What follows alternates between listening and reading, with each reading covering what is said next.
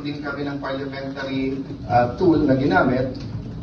Sinasabi ni Senator Lacson paulit-ulit, and I feel bad for the generals, and I apologize in behalf of the full Senate, both the majority and minority. But nakita nyo naman, after nila kinonvene illegally ang session, ano bang ginawa nila? Nag-adjourn sila siniti. Ang calendar natin pwede ba hanggang Friday? Hindi naman nila tinuloy yung session ng Thursday, Friday. Sasabi nila mga gusto nilang ipasa. So ang problema natin sa kabila ay double standard. Iba ang sinasabi, iba ang ginagawa. So doon naman sa nananawagan na mag-resign, as I said, pag-usapan na lang natin na few days after yung focus tayo sa Mindanao, but especially yung mga former presidents, yung mga nagkampi-kampi na mga Marcos na rin,